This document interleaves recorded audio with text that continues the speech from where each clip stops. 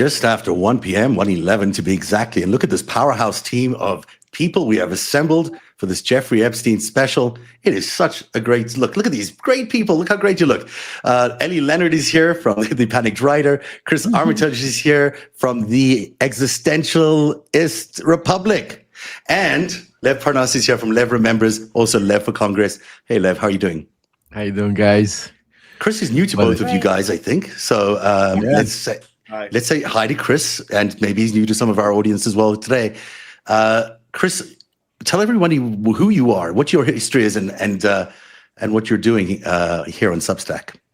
So my background, I was U.S. Air Force military police for 8 years and deployed twice during that time. I was a corrections officer for a year. I have undergrad degrees in psychology and criminal justice. My graduate degree is in Homeland Security.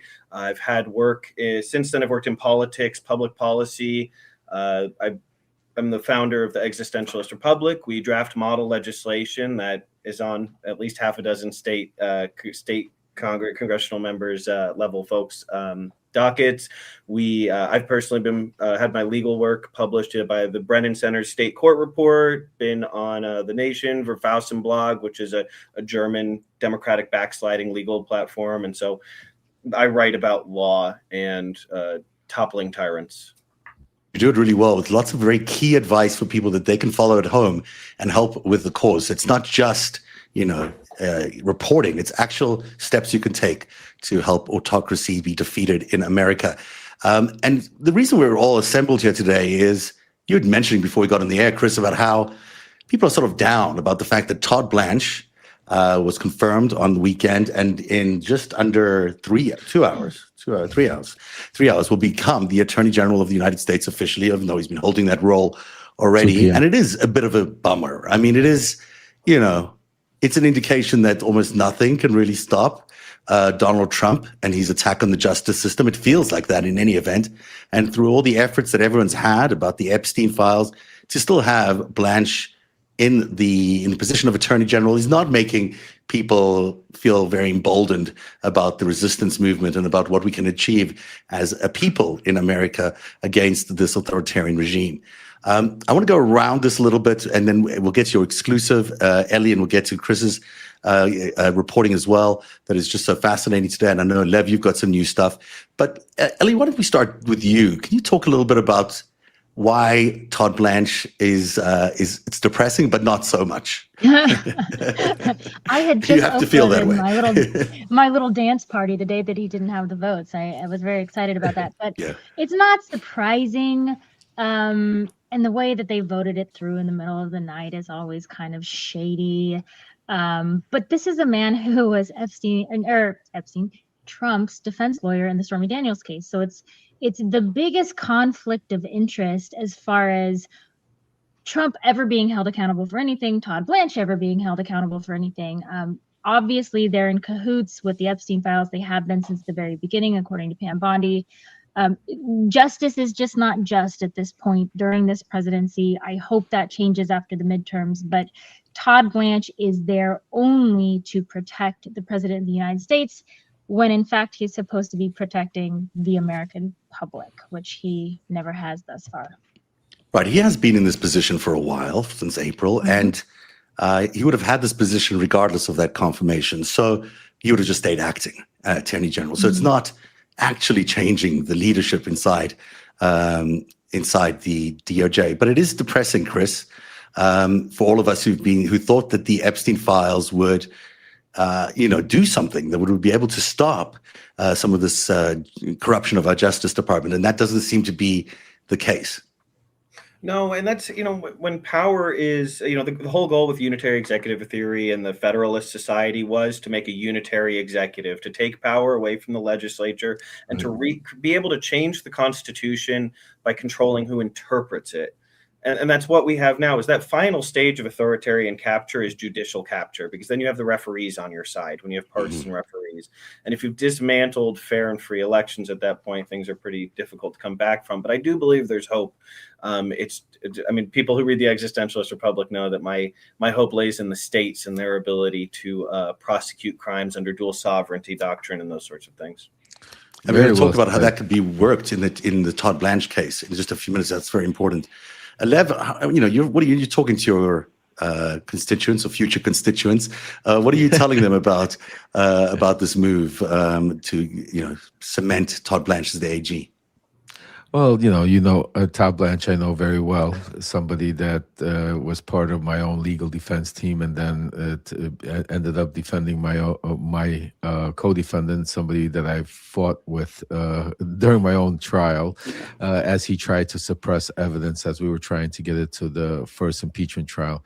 I think one of the subjects that is very important, I think Chris very well said when he says the Federalist Society, and I bring it back to Project 2025 and bring it back to people that are really running the show, like Russell Vaught, Stephen Miller, and the people behind the scenes that are actually controlling it. Because as I say, Donald Trump right now is more of a tool to these people. These are the people writing the laws. These are the people trying to interpret the laws. And these are the people that are finding loopholes for, that we're seeing constantly because you see the same pattern. It's defy the courts and then push it to the Supreme Court, where you hopefully have it pushed your way. And we've been seeing a lot of things happen, go their way. Thank God some of them didn't go their way, but they're obviously, look, even with birthright citizenship, a little off the subject, but even though the courts shut it down, not the way we wanted to, but still barely shut it down. You're all of a sudden seeing already yesterday Trump do an executive order trying to go around it and trying to figure out. So that is where I think where the real issue is with that group of people that Chris touched upon, that a lot of people don't talk about because Trump is the face. It's just never going to be easy to defend your country's system of rule against autocratic capture. If anyone thought it was going to be an easy fix and it was just going to take a little organizing and a couple of meetings, well, that's just not how it's done. It takes years sometimes. In many cases, it doesn't even succeed, but in most cases, it does.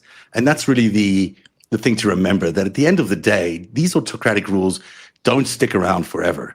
There is, through consistent action, there is a way to overturn them. And we might see it happen here a lot quicker than in other countries, just because the United States is such a big player in the world. And to give up hope just because somebody got appointed is nothing more than, it's just too early, folks, just too early to give up. There's lots of time to get things right. And Ellie's bringing us news today on a remarkable breakthrough in your reporting and of the Epstein files themselves, because what you've discovered, although we've known that Jeffrey Epstein and Donald Trump have had a long relationship for a long period of time, the news that you're bringing us about him being at Trump Tower, he being Jeffrey Epstein, on the day that Donald Trump was selecting his first cabinet way back in 2016, is such a breakthrough. So walk us through that. What's the headline there, and what is the backup for what you're saying? Sure. So this is another example of great crowdsourcing on Substack. Somebody brought me a text thread, so like what we call an SMS thread, and it's these sort of colored, bubbled conversations. There had been an email passed around for months and months and months that Epstein had been talking to a redacted person saying he was at Trump Tower, and it was kind of like, is this his dry humor, or is he actually at Trump Tower? But now we have actual proof and multiple documentations that show that he was at Trump Tower on a specific date, and he told multiple people that he was there. So starting at the beginning, we have this text thread that is just explain to me what it is you want to look at first. Right, so I just got the right one up here. Sure, please, okay. Take a deep breath for a second. Let me just set it up, folks. This is Okay, go huge, you do that while I find this right document. Yeah, please. This is huge breaking news. Because yes, we've had this email that showed that Epstein was in Trump Tower. But what Ellie has she has just connected the dots, which is tremendous, because there's other people that were in that building at that time, like Michael Cohen, which we're going to get to later on at the same time, that now links Epstein to actually having communications with Trump people and possibly Donald Trump himself during that time, while Donald Trump was already president of the United States. So just understand that. Go ahead, Zeph. So what is the ETF number here, Ellie? So it's the one that's 016-20474. Okay, I can't see it probably. So I'm going to just I'm going to guess here. How's that? A Let's pay colorful roulette. text. What is this? This is not it, is it? This That is is Linda not it, Stone's. no. Okay. That is our we'll get to is, that one. We'll get to that one. is It's the this one that's- it? No, that is the same one. Same one. Maybe they're all the same ones. Is this one it? That's the same one. Okay. So I can explain this it. is it. Oh, this is it. That's it. also so that's also the email from Linda Stone, but that's the one that's redacted. So we want the one with the colored bubbles that's from Ken Mapp to unknown. Which is the one I don't have loaded up. So hold it up so and talk about what you're seeing, and then I will try find a way to make it happen. So here we go. This is what you're seeing. So if you want to look it up, it's in the DOJ files. It's EFTA 016-20474. This is a text thread, so it'll look like colorful green and yellow bubbles, between Ken Mapp, who is the former governor of the U.S. Virgin Islands, and an unknown recipient. It's not redacted. It just lists this person as unknown in the label. In this do you know who that is? Okay, well, we'll get there. I will. Oh, take it easy, Zev. Take it all right. easy. I'm going to take my time here. I'm going to take my time. I just want to hear the news, Because I want to be so careful about not making assumptions, right? They make an ass out of you and me, so we don't make assumptions in the files, but we can prove things. And so in this text thread, they're talking about this new purchase of Great St. James that Epstein bought, that he was planning on building a compound 3 times the size of Little St. James. It's the island between the mainland and Little St. James. He had purchased it. They were going back and forth about permitting, but we don't know who Ken Mapp is talking to. On November 13th, 5 days after the election, the unknown person tells Ken Mapp, "Seeing Trump people today, can we speak?" So whoever this is going to speak with Trump on 11/13. Later on, 2 pages later, so on page 3 of this document, there's just kind of a weird blurb from the unknown saying, "As you might guess, if I feel a sneeze coming on, I ask for legal advice." Doesn't really mean a whole lot, but it's a really messy blurb. And I thought, I know who writes messy blurbs like this. I'm going to go see if I can find this somewhere else and verify who this unknown person is. Then we get to this email. This email is EFTA 02669184. Have the email.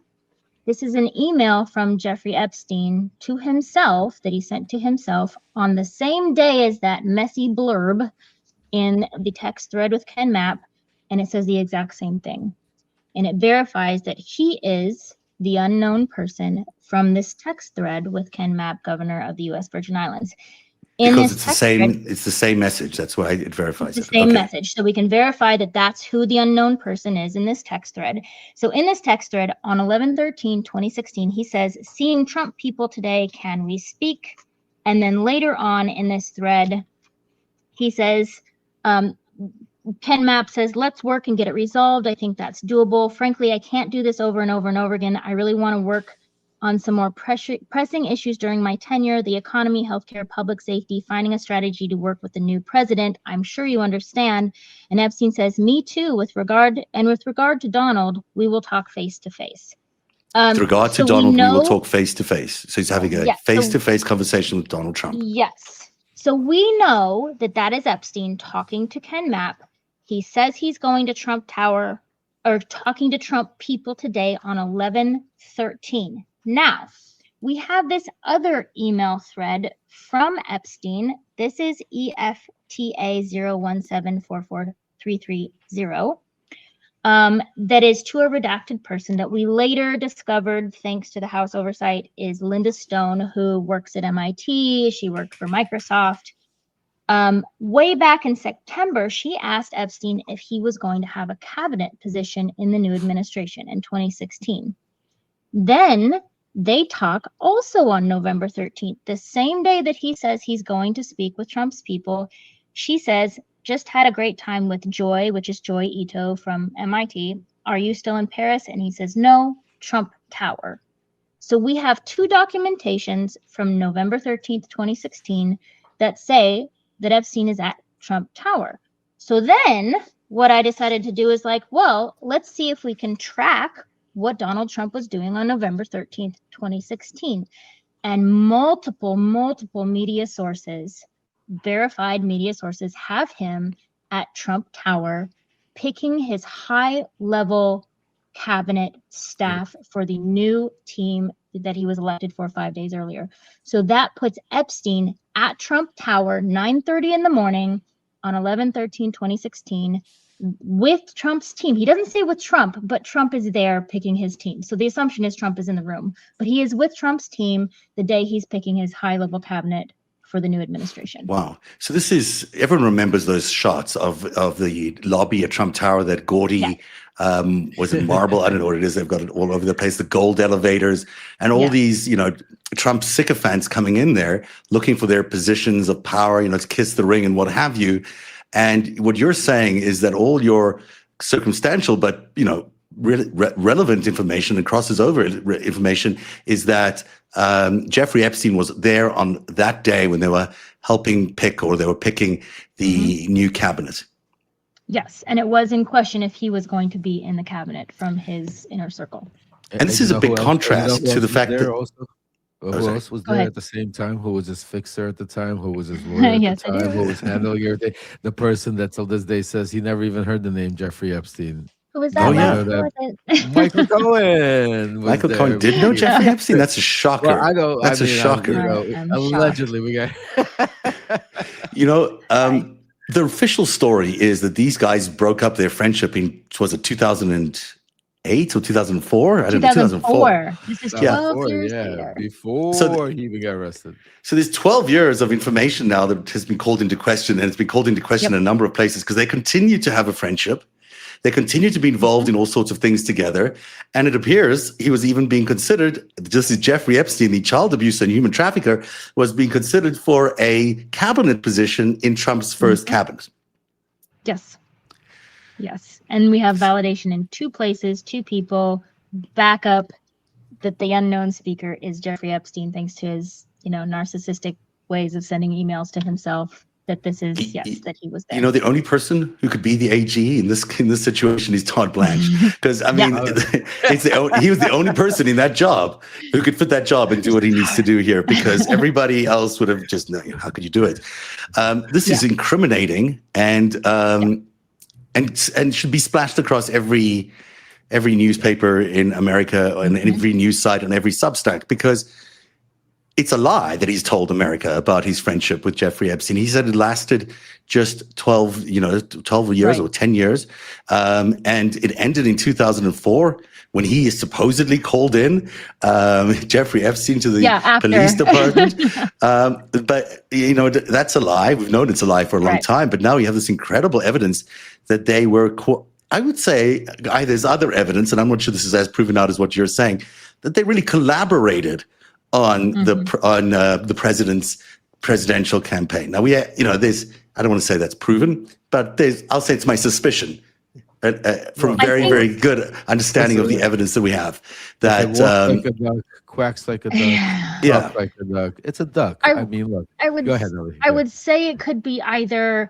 It could be two things. It could be direct interactions and decision making between Epstein and Trump, or it could be another mode of the useful idiot where Epstein, who was much more intelligent than Trump, had people like Michael Wolff, had Bannon after 2017, had people who were in and out of the White House that he could just transfer information to convince Trump to do things, to make decisions. So, but be that as it may, Trump didn't have enough of a problem with Epstein to not have him in the room as he made decisions about high-level cabinet. They were best friends. They stayed best friends. They amongst the closest people in Donald Trump's life was Jeffrey Epstein. So, it seems, if he's still in his life at 2016, they would have been very, very close. There's other evidence pointing Jeffrey Epstein sending the information about, I forget, sorry, it's blanking out a little bit here. While you're blanking, about Katie Johnson. He was supposed to meet with the Trump boys a few days prior to the election, remember? Right. Palm Beach, we have information. He was meeting That's with right. some family. I mean, there's plenty of information out there that, like, we don't exactly, folks, we don't have the smoking gun, but in things like this, it's almost impossible to get a smoking gun. It's like sometimes I Mhm. speak to journalists, on off the record, we're talking like we're working on a big story with one journalist right now. They're like, "Love, can you get me the actual bank records?" I'm like, "Are you crazy? Like, if I could get can I get you the actual? I mean, I don't know how I could get you that, but this is Sure. that's why it's like we've gotten to a point where people are so jaded that, like, unless you do, like, folks, take a look at what Ellie just gave you. This is tremendously breaking news. I mean, this is like Zev said, it should be all over, and it will be, because we're going to make sure that this is all over. We have ideas, and we're going to promote, not promote, like, wrong word, but push this Mhm. on, make sure that it gets out there. But you have right now a direct link between Trump and Epstein going into when Trump was president. Mhm. Black and white. Now, I'm going to pause us there because I want to bring Chris in. We've only got 10 minutes left with Chris, and I don't want to leave his reporting Yes, without enough it's time to talk huge. about it. We'll get back to all of this in a bit. Chris, tell us about what you're saying about Todd Blanche and what's happening in New Mexico, and how you believe that, in fact, this is an opportunity for state attorneys general to begin acting on Jeffrey Epstein's crimes. What's coming up in the next few days, and what are you suggesting people do here? Well, just to lay the groundwork, because a lot of people don't realize, they just like blurt out the word supremacy clause, and this just means carte blanche, that the government can do anything they want. Even the Roberts Court themselves have ruled that there's nothing in the Constitution, Roberts Court rulings, any statutes of the United States that give somebody a blanket criminal immunity regardless of their job. Even in Trump versus U.S., they said official conduct versus unofficial conduct. And nobody has brought those cases. And so, we want to parse that out. But helping child sex trafficking, probably not official conduct. And if it is, still not allowed. Not in pursuance of the Constitution, which is what the actual supremacy clause says, is that if this isn't serving the Constitution or is actually against it, it's not protected. So what happened with Todd Blanche? He committed crimes the evidence suggests that Todd Blanche committed crimes in New Mexico. So criminal conspiracy, fraud, witness tampering, these are crimes in the state of New Mexico. There's something called dual sovereignty doctrine. That means that the federal government can charge you and the state government can charge you, because they both have their own sets of laws, and they're separate entities that have a right to enforce their own laws and write their own laws. Otherwise, we wouldn't have a reason for having state governments. They just wouldn't exist. And the crime is the Ghislaine Maxwell interviews, what you're saying. Okay. Yes. Explain that to everybody. Wow. Yes. Wow, this is interesting. Yeah. So, we all remember July 24th, July 25th last year that Todd Blanche went and spoke to Ghislaine Maxwell. Now, she said things in that meeting that if him and Trump had written down what they wanted her to say, boy, that would have been exactly what she did say. She also said things that previously the Department of Justice had said were demonstrably false, and showed that to judges and said she was brazenly dishonest. And she was saying the exact same things that she said to Todd Blanche. So she said demonstrably false things to Todd Blanche in a meeting where he records part of it. Also, there were no independent watchdogs or independent sources there. So he goes and meets with her, and he says on tape, "I'm not offering you anything of value." And then he says all the things that Trump would dream of her saying that have already been proven false. And he says, great. And guess what was supposed to happen a couple of days after that? She was supposed to speak and give statements to Congress in regards to her relationship with Trump and Epstein and their relationship together. Well, guess what, guys? We don't need to do that. We've got her statements all prepared. Don't worry about it. And did you have those? Where do we have those from? How do we know those? I haven't seen those. Well, that's what Todd Blanche said. Blanche said, look, this is what Ghislaine said. We're good, And so he did his one-on-one meeting with her. They recorded part of it. She said exactly what they wanted to say, that would want her to say, that has already been proven false by the DOJ. This is witness tampering. If Todd Blanche, while on duty, got a DUI in New Mexico, nobody would doubt that the sheriff's department there or whomever would handle that. Witness tampering, falsifying evidence, obstruction of justice. These are crimes punishable in New Mexico. Now, I would like to know why Trump is allowed to make all these frivolous lawsuits using DOJ resources, but we can't have an actual legitimate investigation. And that's what I say. I'll throw out all the allegedly as I need to. Mhm. There's sufficient evidence in the public record to justify an investigation into the criminality of Todd Blanche's conduct. All of us in this chat probably remember 2015, 2016, when the head of the FBI, Comey, said we're starting a new investigation into a presidential candidate a couple days before the election on Hillary Clinton. Well, in this case, and see, that had already even been resolved, not to relitigate that. But in this case, this is legitimate. This is actually using resources. I just mentioned that because I'm saying, like, why can we only fight back, or why can these things only happen if it's the bad guys doing it? Because this is legitimate. And so the New Mexico Attorney General is Raul Torres. I strongly encourage you to get a hold of them. That you can just Google how to get a hold of the New Mexico AG. It looks like somebody broke the law in New Mexico. That person happens to be the 88th Attorney General of the United States in a few hours or days or however it is. And gosh, we should have some criminal investigations in that. And I want it to be New Mexico AG, law enforcement, executive branch people out there who have nothing to do with the department that this man runs. That is amazingly interesting. Yeah. No, because it's just 1 week later. She moved. Yeah. She moved to Bryan, Texas, a week after. Right. Oh yeah. Right. Oh, I didn't mention. Okay. That was the payoff, the quid pro quo. That's the quo. We gave the quid. Yeah. So he went and visited her, and then they broke all sorts of protocol. They were supposed to. It should have taken months of paperwork. Also, that facility had a ban on sex offenders. Maxwell, sex offender. She should not have been allowed. There should have been a paper trail. There's no paper trail. No one authorized this. No one officially authorized the transfer. And they have a maximum 5-year sentence at Bryan, Texas. Guys, She has a 20-year sentence. Anybody that knows anything about anything, the government, the BOP, nothing happens that quickly. I don't care.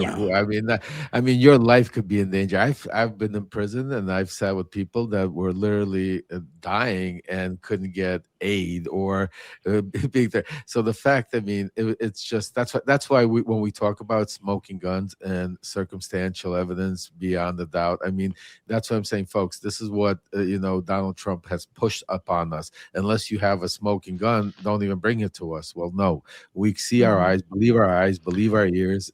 Go ahead. Well, sorry, go ahead. Well, not to get into the weeds, but I just want to mention circumstantial evidence in actual courts of law is valuable. Sometimes it makes your whole case. It's also what allows you in these cases where you're dealing with like mafia types and organized crime and people who are professional criminals.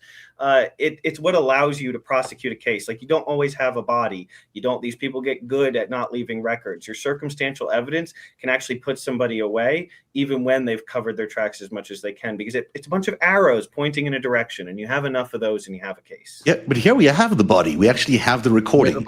We have the recording of this thing, and we can prove that that's what she said because she does it on tape. It's transcribed. There's witnesses there. We know that she made up all this stuff.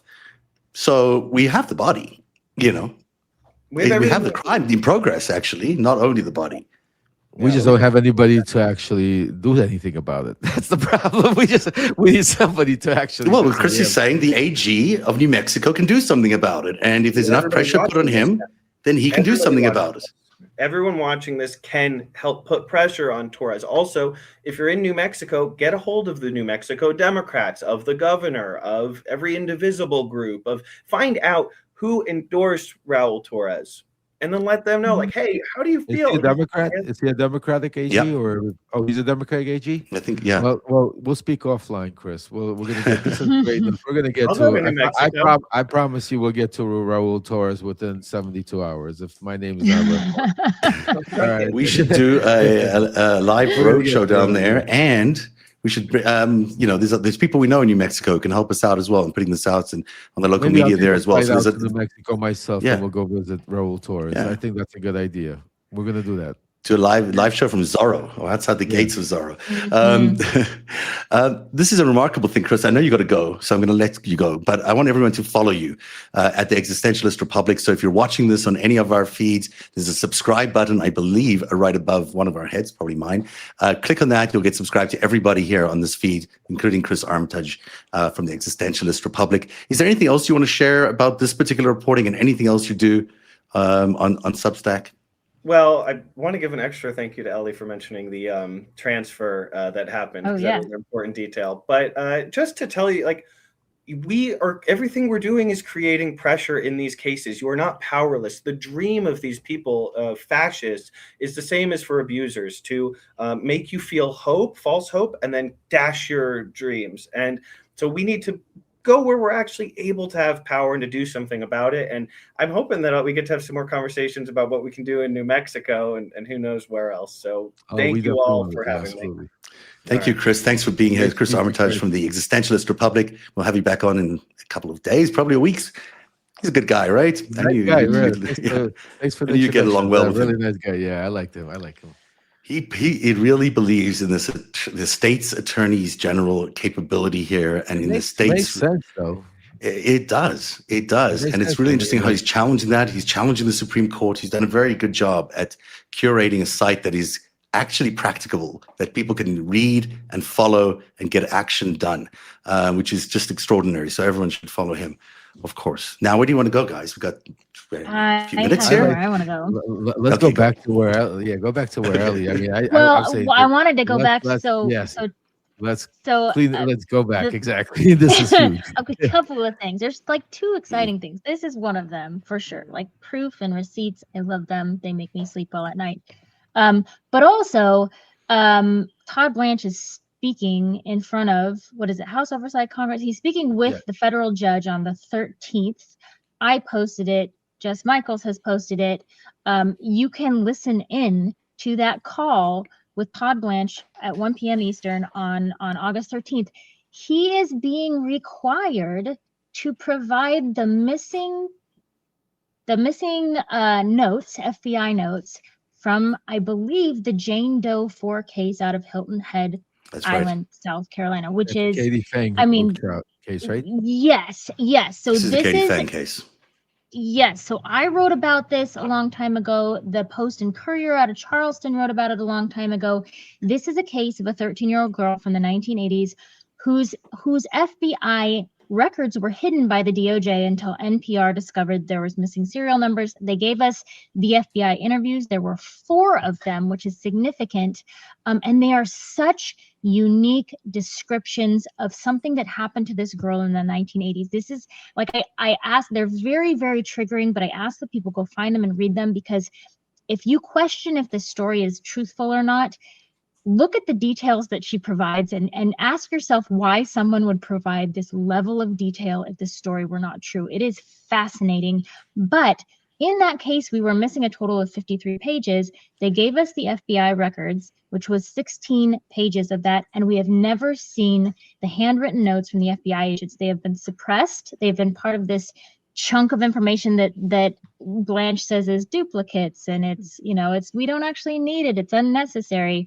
And so this was part of Katie Fang's lawsuit that said, no, if you're going to be following the Epstein Files Transparency Act, you have to give us those handwritten notes from the Jane Doe 4 case. And so he is required on August 13th, 1 p.m. Eastern, to bring those notes and make them public, which to me is, I have been waiting to read those notes since April. And I do know 2 journalists who have seen them, but it was one of those situations where they had like an hour, they couldn't bring their phones, they had to just take notes, and then it was like swept away and they couldn't see them anymore. But there's a lot in those notes, and that is supposedly what he's going to be bringing on the 13th. So I am going to be listening in. The public can listen in. We're supposedly not supposed to record or, keep a record of the interview, but I think everybody and their mother will be recording that phone call. And so that is coming up next week. And then on top of what we already have today, which shows that Epstein was in Trump Tower November 13th, 2016, as Trump picked his high-level cabinet for the next administration. I can't stress how important that is. I just go back to that headline. To imagine that Jeffrey Epstein was involved in the transition process for Donald Trump from candidate to actual president is stunning. The fact that he was there as they were selecting people. This is someone accused and credibly found guilty of human trafficking and child exploitation. And you've got this man in Trump Tower, advising the president, or maybe even being considered for a role in that government. It's stunning. It's absolutely stunning. That's not surprising because for those of us who've been following this thing, for those who've been following this thing, Trump and Epstein are the same thing. And I've been doing this for 10 years now. I can tell you every single path you follow leads you to Trump and Epstein. It goes all the way back to Russia, it goes all the way back to Iran-Contra, and goes forward from there. And they never stopped being supported by this network of transnational criminals, of these foreign intelligence agencies. And, Russia, we keep coming back to, is always in the mix. Well, it's interesting, and you're 100% right. And I want to also point out that the patterns are very similar because as I'm sitting back right now watching Ellie, incredible work. I'll shout out to the Wolfpack for everybody out there that's helping out there that sent Ellie, that stuff, the crowdsourcing, incredible stuff. Keep it up, guys. But it reminds me of Trump's first administration because it was all run through shadow diplomacy. See, people are looking at Trump right now and thinking he got Todd Blanche in front, he got all of his people, Pete Hegseth, they're doing whatever they want. But in his first administration, it didn't happen like that. And that's why the more and more watching the way Epstein and Bannon and Wolf, so we're dealing with Trump, it reminds me of how me, Rudy, and Victoria and Joe DeGeneva, John Solomon dealt with Trump. It was the same type of group because the reason why I could not be associated Trump because I was the guy on the ground, so there had to be buffers. I had to be, the Giuliani, who was the attorney, that was then my attorney, his attorney, to be able to relay. Same thing here. Trump understood already in 2016 that Epstein is not somebody that could be part of the world, but he did not let him go. Like as I've said, they still had a relationship, they still had friends. So and the relationship, who else would deal with a guy like Epstein? It wouldn't be somebody that is normal. It would have to be sleazy Wolf or Bannon at the time that had their own intentions, but also had an into Trump. And now it all makes sense because that was Epstein's into Trump. They still had the relationship. It wasn't just where it's like now through Bannon and they were working out, because just like you guys, for those of you that don't know Donald Trump, and I reiterate, he micromanages. Donald Trump does everything. He's involved in everything that happens. You're starting to see more and more of it play out as you see him doing the pool and everything else. Same thing here. So if Epstein was in Trump Tower, Trump knew about Epstein being in Trump Tower. Epstein would not just, Epstein would not, it was like if I was in the White House, Trump knew I was in the White House. Like it would not be reported. He would I just can't imagine that they were in multiple rooms making decisions. They would have been the at Trump one offices. right. Well, they could have been, but that they could have been. That's the whole thing, because the way it could have been played out, because the way, like, but he would have wanted to be the final say in all the decision making. So I don't know why. He would have been the final say, but he could have passed it on because Trump talks also like a mobster. Like he could have met with Bannon or Wolf, and like he would meet with Giuliani. Like I'll give you a prime example. Like when we would do something in Ukraine, we then would meet at the Trump Tower in Washington D.C., whatever, Trump International, whatever, the hotel, the post office, and we would go through a game plan, go over everything, and then Giuliani right after would just walk across the street to the White House, have a private one-to-one with Trump, and relay the information. So I didn't have to sit down with Trump, or Solomon didn't have to sit down, just like here, Epstein, because remember, when Trump became president, there's a record of everybody that walks in and out. The one thing they wanted to make clear is that there's no record of him meeting with Epstein. So it would make sense that you would have people in the middle like Bannon. And I still think there's more to Cohen than it is, because Cohen was very close to Bannon at the time also. And during the transition team, during that time exactly when they were picking in Trump Tower, I remember for a fact, like I remember like it was yesterday, Cohen was there every day from morning to night. He was part of that. So there was no way he could have not known that Epstein was in the building also. So you are opening up a lot of can of worms here. Look, let me add to something there. It's really interesting that the same donors that existed for Donald Trump, the key donors that gave Donald Trump a lot of the funding, happened to be the same people that were involved in the Epstein network. This is research we've done, but haven't published it. But I'm saying it now because it's so relevant. The same exact donors that donated to Donald Trump are the same exact people in the Epstein network. That is, possibly coincidence, but likely not coincidence. And so, it's just an indication that when you go down the stream of also the Rothschild family, really interesting to have that as a sort of background in the Epstein world. you know, in the background of the Donald Trump world as well. You've got Peter Thiel connected to the Rothschilds in the background of both as well.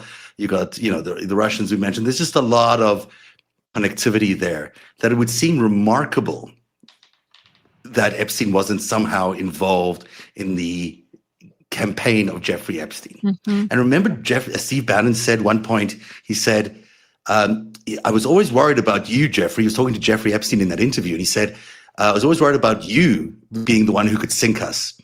And Jeffrey Epstein said, I would have been the one. So in other words, Jeffrey Epstein had information that Steve Bannon, the campaign chairman, believed could sink the campaign during the campaign. What is that information? He would drop it to Yeah. Bannon. He would drop it to Michael Wolff. Like Trump is the person he would talk about, which is again why we want those Michael Wolff interviews, because Trump is the one person that Jeffrey Epstein was willing to talk about.